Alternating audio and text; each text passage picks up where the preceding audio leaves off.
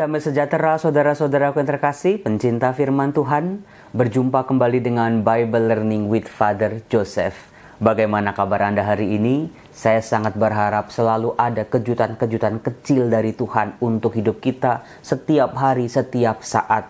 Terutama ketika hidup kita lagi susah, hidup kita lagi nggak punya masa depan, hidup kita lagi bingung mau apa, Tuhan selalu beri kejutan-kejutan yang positif sebagai penghiburan bagi kita, sebagai kekuatan bagi kita, yang harus kita terima, kita syukuri dengan rasa terima kasih. Saudara-saudaraku, video ini saya buat pada tanggal 22 November. Sebagaimana janji saya, pada tanggal 21 November tahun 2021, saya akan mengumumkan siapa 15 orang pedagang kecil yang mendapat bantuan modal usaha dari Bible Learning. Nah, tadi malam saya sudah menghubungi mereka di Instagram. Jadi mereka dari giveaway saya sebelumnya, mereka masuk ke Instagram, lalu foto dagangan mereka, lalu juga memperkenalkan diri mereka. Nah, dari situ saya memilih siapa yang mendapat berkat Bible Learning ini. Ada ribuan pesan masuk ke Instagram saya. Ada ribuan juga foto-foto para pedagang yang entah itu dagangannya atau warungnya atau usaha online-nya yang dikirimkan kepada saya. Saudara-saudaraku, sebetulnya saya bingung siapa yang mau saya pilih. Saya mau pilih random atau asal-asalan milihnya. Saya takut orang-orang yang sudah sangat membutuhkan, sudah doa siang malam, tapi nggak kepilih. Atau ada juga para penipu, misalnya orang yang bohong atau orang yang tipu-tipu, itu yang saya pilih. Jadi, waduh, gimana caranya ini? Maka sebelum memilih, saya berdoa dulu, Tuhan tunjukkan kepada saya siapa-siapa saja yang boleh memperoleh berkat ini. Maka dengan yakin saya memilih secara random pastinya. Semoga modal usaha yang Anda terima menjadi berkat seperti minyak janda miskin yang dibantu oleh Nabi Elisa. Nah, bagi Anda yang sampai tadi malam dari 15 orang itu baru 8 yang bisa saya transfer karena mereka memberikan nomor rekening mereka. Nah, sisanya belum. Jadi, Anda bisa cek masuk ke Instagram saya ke bagian direct message-nya. Mudah-mudahan Anda salah satunya. Nah, saudara-saudaraku yang terkasih, di awal video ini saya mau menunjukkan dua benda. Silakan Anda pilih di antara bunga mawar yang kiri dan kanan. Ini tangan kiri saya, ini tangan kanan saya. Pertanyaan sederhana dulu. Mana yang lebih indah? Mana yang lebih Anda suka? Mana yang warnanya lebih cerah? Mana yang lebih harum? Yang kiri atau yang kanan? Nah, pertanyaan terakhir adalah mana yang asli? Di antara dua bunga ini, ada yang palsu, ada yang asli. Coba Anda tebak yang mana bunga yang asli, mana bunga yang palsu. Saking canggihnya pabrik-pabrik aksesoris zaman sekarang bisa menciptakan bunga-bunga mirip seperti aslinya. Saya dekatkan kepada saudara. Yang kiri atau yang kanan? Mana yang asli, mana yang palsu? Nah, saudara-saudara, ternyata kalau saya cium-cium ya, mana dulu ya? Yang ini, bau toko karena nggak ada baunya. Saudara-saudara, lihat. Dari dua bunga ini, ternyata yang ini palsu, yang ini asli. Kalau saya mau berikan kepada Anda, Anda maunya yang mana? Bisa jawabannya macam-macam. Yang palsu aja Romo lebih awet. Yang palsu aja Romo bisa tahan lama. Jatuh nggak rontok-rontok gitu ya. Nggak rusak-rusak, warnanya juga nggak pernah berubah mungkin. Kecuali kalau udah 5 tahun. Atau yang asli. Romo saya lebih suka yang asli, lebih orisinil. Wangi Romo, lebih alami.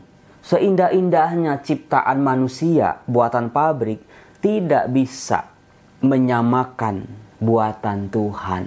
Nah, kalau Anda mau yang mana? Silakan jawab di kolom komen. Nah, saudaraku, kalau bunga, orang bisa milih mau yang asli atau yang palsu.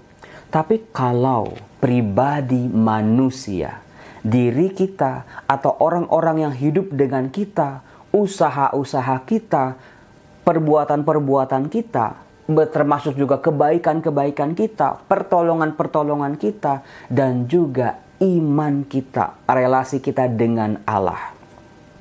Sepertinya tidak perlu ada pilihan. Romo, saya nggak suka Romo sama orang-orang palsu. Sama kata-katanya itu palsu. Puji-pujiannya itu palsu. Ada maunya. Kalau bahasa Jawanya itu lamis, lambe manis kalau nggak salah. Orang bisa muji-muji mulutnya manis, tapi sebetulnya enggak begitu. Pasti itu membuat kita tidak nyaman. Relasinya menjadi tidak nyata atau tidak real. Di mana-mana kita menghendaki yang asli. Demikian juga dengan Tuhan pencipta kita. Ketika kita berelasi sama Tuhan, tunjukkan keaslian diri kita. Ketika kita berdoa, bukan karena dipaksa, bukan karena formalitas, bukan karena untuk dilihat orang, tapi karena kita memang sungguh-sungguh mau berdoa. Ketika kita memuji Tuhan juga termasuk, ketika kita memuliakan namanya, memang kita mau memuji dan memuliakan Tuhan. Kita mau menjadi hamba-hamba Tuhan, anak-anak Tuhan, bukan karena ada maunya. Nah, saudara-saudara, seperti itulah hidup kita juga dengan sesama. Dengan pasangan suami istri, orang tua dengan anak, relasi anak dengan orang tua, menantu dengan mertua, mertua dengan menantu, antar besan, relasi-relasi kita di tetangga, sama RT, RW di paroki, di tempat kerja apalagi. Kita mengharapkan keaslian. Sesuatu dipoles secara bagus, secara luar biasa, pakai make up dan lain sebagainya. Tapi kalau dalamnya busuk, dalamnya rusak, lama-lama pasti juga ketahuan. Tetapi sesuatu yang indah, sesuatu yang baik, sesuatu yang asli, mau dia dibungkus sama kotoran, mau dibungkus sama yang jelek-jelek, yang asli tetap menjadi asli. Sebuah berlian yang berharga, mau dia dibuang ke lumpur, mau dia diinjek-injek, dia tetap menjadi berlian. Nah, saudara-saudaraku, dalam kitab suci, ternyata ada banyak tokoh-tokoh yang menunjukkan keasliannya, kualitas dirinya, yang bukan sekedar manusia biasa, tetapi kalau saya sebut meta-human. Meta-human adalah sebuah sebutan untuk manusia, sama seperti kita semua, tapi tingkah lakunya, sikap hidupnya, nilai-nilai yang dia hidupi dalam kehidupannya itu tidak sama atau berbeda atau melebihi manusia-manusia yang lain.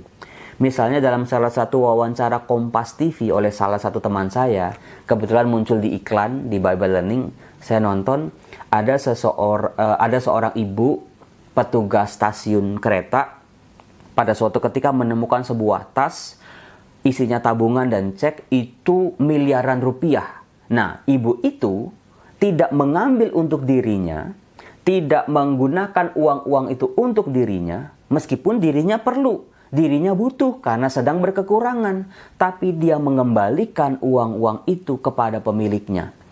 Oleh sebuah wawancara disebut itu meta-human.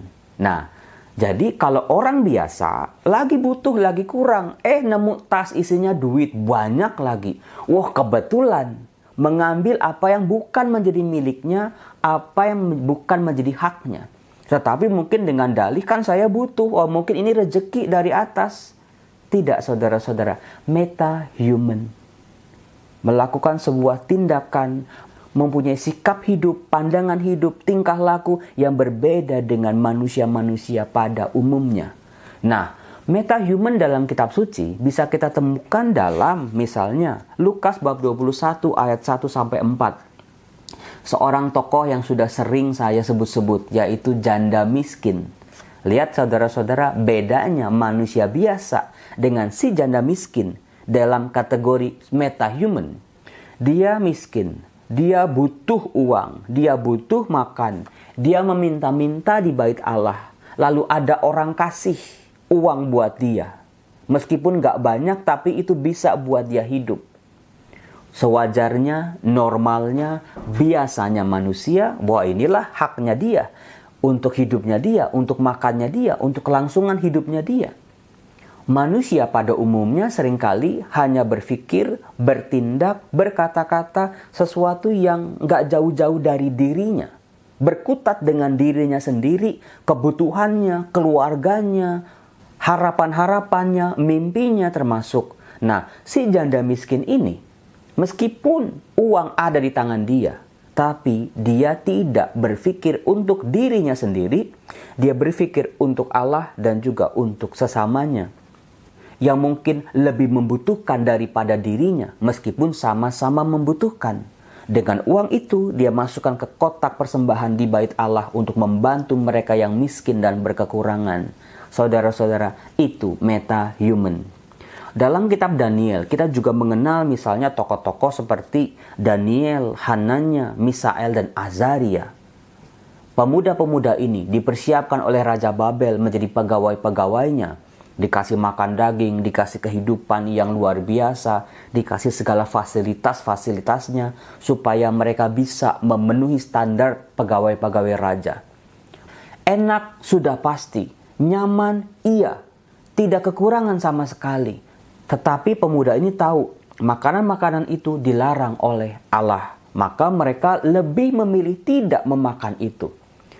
Kalau manusia biasa dihadapkan pada pilihan seperti itu, kebanyakan lebih memilih yang enak, yang gampang, yang menyenangkan. Padahal itu bisa-bisa melanggar kesucian mereka. Nah, metahuman dalam tokoh Daniel ini ternyata lebih memilih makan sayur, tidak menajiskan diri mereka. Hasilnya luar biasa, mereka lebih unggul daripada pemuda-pemuda yang lain. Nah, saudara-saudaraku terkasih, ternyata untuk menjadi seorang metahuman, tidak perlu kita menjadi Superman, Batman, Spider-Man, Doctor Strange, ataupun Gatot Kaca mungkin. Metahuman dalam kitab suci ternyata sangat nyata, sangat dekat dengan kehidupan kita, di mana semua dari kita bisa melakukannya. Tinggal pilihannya mau atau tidak mau. Mau susah, mau repot, atau mau gampangnya aja, atau mau berkorban demi sebuah nilai yang memang layak untuk kita perjuangkan, yaitu relasi kita dengan yang di atas. Saudara-saudaraku, dalam kitab suci, orang-orang yang bisa menembus batas, seperti tokoh-tokoh yang saya sebutkan tadi, atau tokoh-tokoh yang lain yang bisa Anda sebut juga, berkat, kasih, karunia, pertolongan, kekuatan dari Tuhan selalu mengalir dalam hidup mereka. Bagaimana dengan saya dan juga Anda? Salam, Tuhan Yesus memberkati.